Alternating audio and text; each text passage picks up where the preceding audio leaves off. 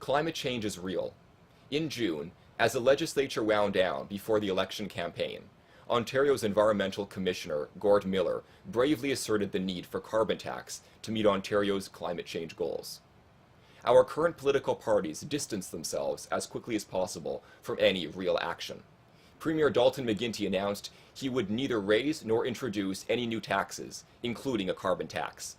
Ontario's NDP Party pledged to reduce taxes on polluting energy sources like gasoline.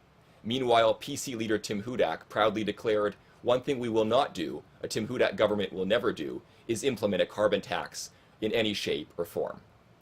Only the Green Party of Ontario has a realistic and sustainable plan to reduce greenhouse gas emissions by implementing a carbon tax coupled with an income tax reduction.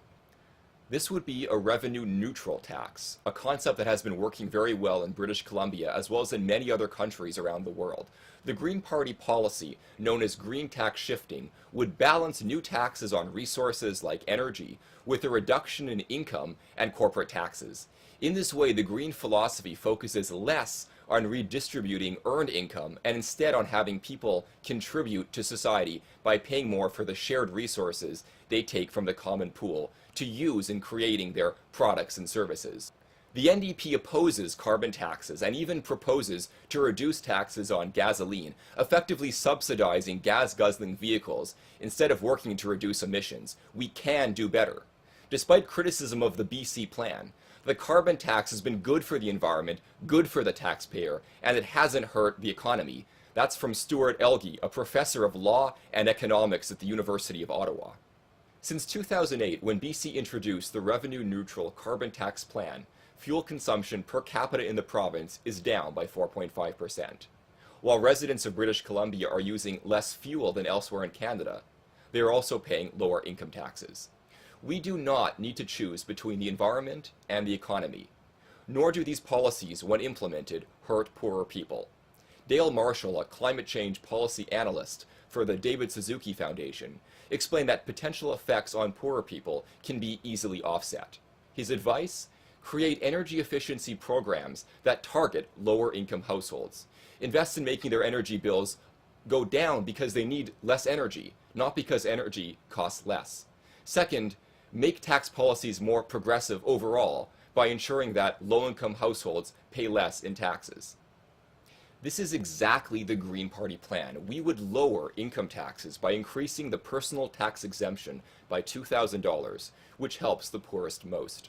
Secondly, to offset the increased energy costs, we would invest $100 million a year in refundable tax credits for seniors, low-income residents, and individuals living in rural areas to help individuals and businesses become more energy efficient.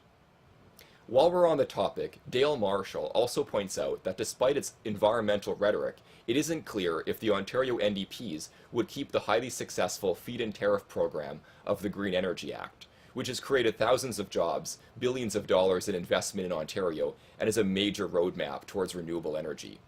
NDP governments throughout Canada have never really delivered on their lofty environmental promises. However, Green parties around the world have been the most effective force for real, substantial, and practical environmental and economic progress. It's all about a vision for the future of Ontario, and it's the direction the rest of the world is going in, especially in places like Europe. Paul Ekins, director of Britain's Green Fiscal Commission, says levying a carbon tax provides a broad incentive to reduce emissions and create all kinds of green technology. Reducing tax on gasoline and electricity is an easy way to win votes, but don't be fooled. Such a scheme is neither sustainable nor cost-effective. Only the Green Party of Ontario has a realistic and carefully thought-out plan to move Ontario in the right direction, a plan beyond the usual left-right political ideologies. And that's why it's time for Green.